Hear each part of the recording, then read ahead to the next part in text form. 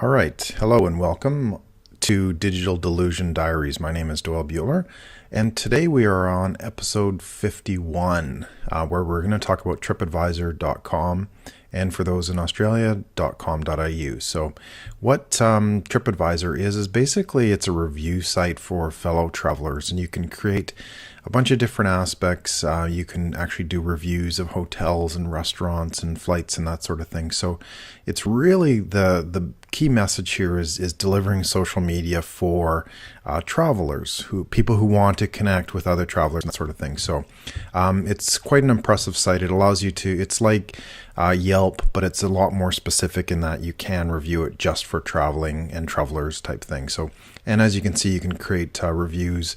You can connect your friends. You can look for restaurants, flights, holiday rentals, and that sort of thing. So it's somewhat of an ad place as well, where you can actually search for this also if you're planning a trip.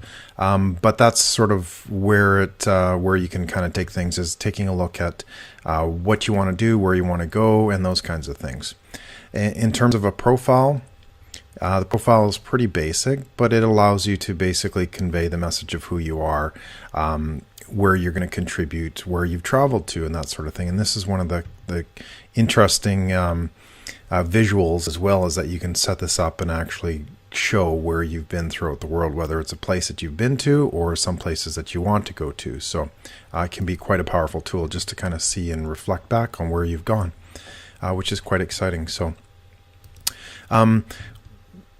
in terms of the details of the site, it's a very effective site for social media. You don't necessarily have to be in the travel industry to be able to use it. You can use it if you're sort of like a parallel type business, where you'd be looking for people who do travel a lot, and whether that's for advertising or whether that's for just sort of connecting and creating that community as well, so you can get people to follow you. You can follow people as well, and you can basically start to build your profile. In terms of traffic, it's pretty average.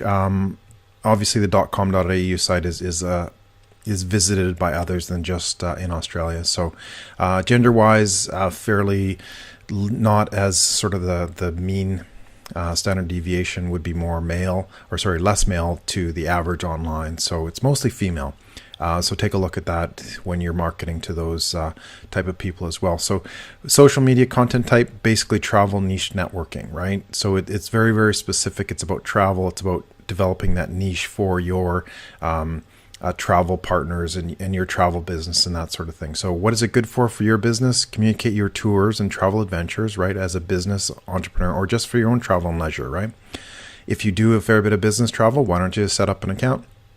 And then you can convey to people that, hey, this person is actually, they travel a lot, and then they might get a bit more interested in what you do and how you do it and that sort of thing. So it's all about building your profile, and that's what a lot of these social communities are for. Is as an entrepreneur, as a business leader, that's what you want to be able to do, is to grow your profile. And this is one of the ways to do that. So it doesn't have to be an exact match.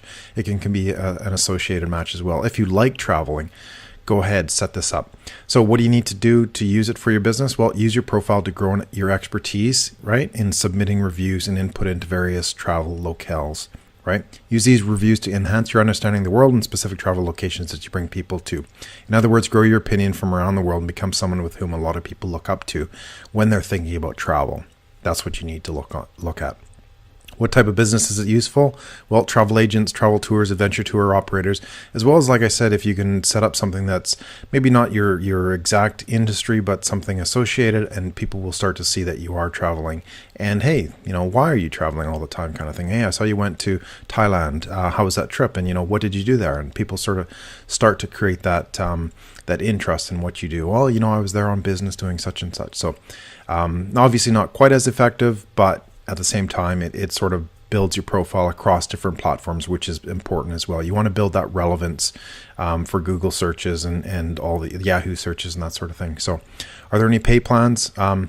No, there's not. It's basically a free version. It's a web. You can actually download an iOS app, and I believe an Android app as well.